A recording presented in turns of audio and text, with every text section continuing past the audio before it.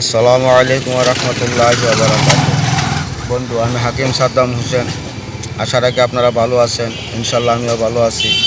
বন্ধু, আজকাল যে গাছটা নিয়ে হাজির হয়েছি, এই গাছটার নাম হলো বরহমরন্ডি অথবা শিয়ালমতি বা কোনো কোনো অঞ্চলে কুত্তামতি বলে।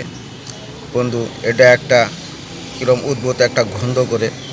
এটা 1-1.5 হাত পর্যন্ত লম্বা হয়, হলুদ হলুদ ফুল হয়।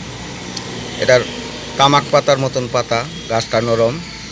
এটা ইউনানি আয়ুর্বেদ শাস্ত্রে ঘা, পাসরা, চুলকানি, অ্যালার্জি এবং পেটের যাবতীয় সমস্যা, পুরাতন আমেশা এবং শিকড়গুলো আপনার যৌন দুর্বলতার জন্য এবং পুরুষের হাইড্রোসিলের জন্য কাজ করে। বন্ধু, যেসব পুরুষ সেক্স করতে পারেন না, সহবাসে দুর্বল, লিঙ্গ ঠিকমতো উত্তেজনা হয় না এবং সহবাসের সময় থাকে না, এসব বন্ধুদের জন্য এই বরহমরন্ডি বা শিয়ালমতি খুব উপকারী। বন্ধু, এই গাছটা আপনারা দেখলেই চিনতে পারবেন। এটা 1-1.5 হাত পর্যন্ত লম্বা হয়, হলুদ হলুদ ফুল হয়, তামাক পাতার মতন ফুংযুক্ত গাছ। এটা আপনারা দেখলেই চিনবেন। এই গাছটা আপনারা সংগ্রহ করবেন। এই গাছটা আমাদের ইউনানি শাস্ত্রের মতে বলে যে এটার পাতাগুলা মহিলাদের যৌনাঙ্গের মতন, বিদায় এটা সহজে চেনা যায়।